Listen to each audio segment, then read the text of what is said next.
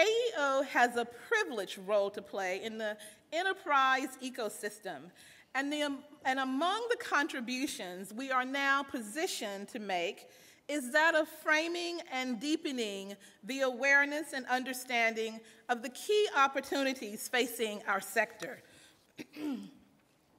To this end, this morning, AEO released a study describing the state of U.S. microenterprises.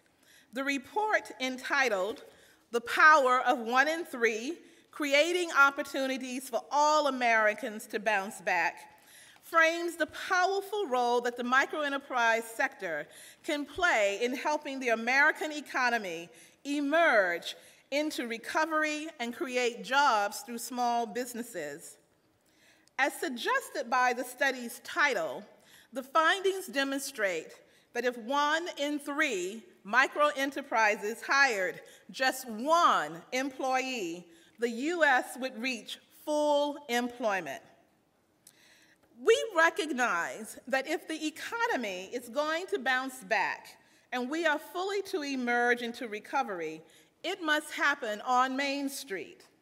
As all of you know, micro businesses represent more than 80% of all businesses in the United States.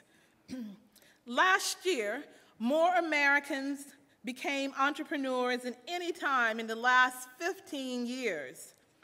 The paper we are releasing today shows the demonstrative impact those individual efforts can have on our economy, and we are delighted to promote its findings on the occasion of our 20th anniversary, highlighting our theme, Main Street Matters. Our 1 in 3 report is the first of its kind. It examines the financial health of some 500+ organizations, nonprofits, microenterprise development organizations, and it incorporates feedback from over 100 practitioner interviews. It is a fact-based document. Many of you know my motto. I said it last year here: data, data, and data.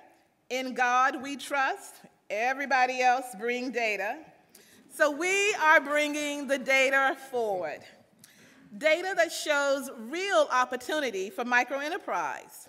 For example, did you know the median net worth of business owners is almost 2.5 times higher than non-business owners? For a Black woman, the difference is more than 10 times. For a Latina man, the difference is 5 times. Did you know a $5,000 increase in revenues per micro business per year would generate more than $20 billion for this economy? That's less than $500 in additional sales per month per business. Did you know that micro businesses could connect to international trade routes? A 1% share of micro business imports to developing countries would be worth $37 billion to the U.S. economy. But data from many of our member microenterprise development organizations unfortunately shows that cost structures are way too high, operating liquidity is too thin, and there are virtually no funds to invest in change, capacity building, and growth. But in response to both these opportunities and these challenges, the 1 in 3 study also introduces AEO's newest project, the Catalyst Initiative. The Catalyst Initiative will provide a suite of programs and partnerships designed to bolster the potential of underserved, low and moderate income entrepreneurs by strengthening the capacity and the reach of the nonprofit microenterprise development organizations that serve them. Unlocking Main Street's growth potential will require coordinated actions among individuals, companies, nonprofits, foundations, and government. Although we've heard earlier today that too many of you are over-reliant on government funding, particularly federal funding, and we know that holds dear risk right now, In the age of budget cuts and deficit cuts, we have to be careful and mindful of how do we proceed to build our industry. How do we proceed to reach the millions and millions of underserved entrepreneurs and aspiring entrepreneurs without being dependent or at risk of federal funding that will go away? We have carefully brought representatives from each of these groups to this year's conference: for-profits, nonprofits, foundations, and government. And you will hear from them throughout the skill-building workshops, the provocative town halls, and the exciting plenary sessions. As we move forward in the initiative, the Catalyst Initiative, they will join us as we roll out programs and partners, particularly in 4 areas. Number 1, enabling better decision-making and resource allocations. As CEOs, as program operators, as staffs trying to manage slim, careful budgets, as you tweak your program changes, as you find new models to operate your programs, we will be able to supply you with the expertise of a consulting group of expert and skilled volunteers in helping you to make best decisions that you can make, in helping you to make real cost allocations that are realistic and that are thorough. I actually had an opportunity to travel to one of our leading micro lenders in the country recently.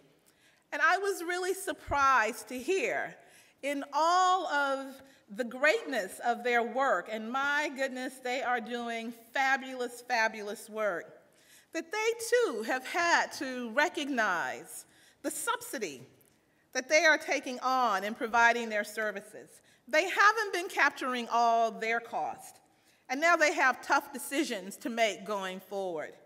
Cost allocations, understanding and having the expertise, and they were able to get expertise to help them figure this out through bank partnerships and some of their other partners. And so we know everybody doesn't have that access. So AEO will be bringing, again, the cadre of experts to deploy to help you and enable you to make better decisions and resource allocations. The second area is that we will develop a catalyst fund to invest the much-needed dollars to support capacity building, growth, and change where needed. For some of you, as I said, we think those changes will really mean tweaks. Maybe you need some dollars to tweak a program here or a product there. But for others of you, you really may need transformative models if your programs, if your organizations are to stay alive, and if your communities are really to be served with the resources that they need. There will be drastic changes that will take place. It doesn't mean you're not the people to do it. It just means we're hopefully are the people who will bring the partners to help you make it happen.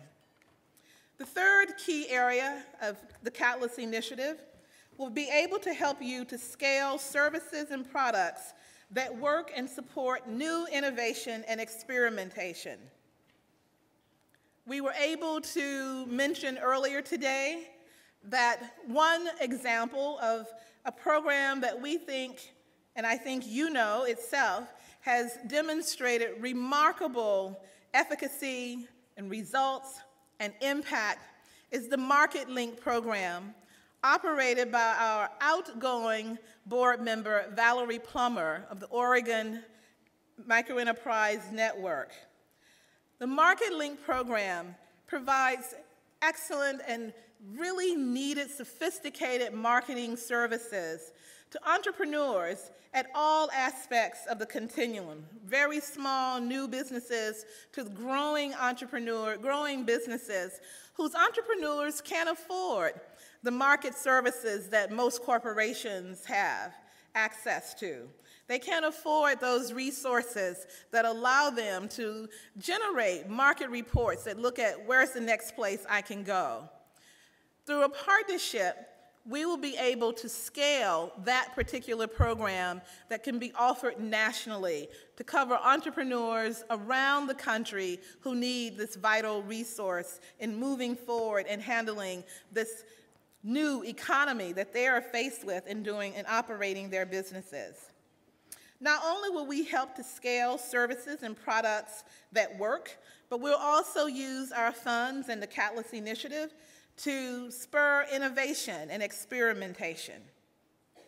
And of course, we will continue our policy work with the aim to create a policy framework that is more appropriate for the 21st century.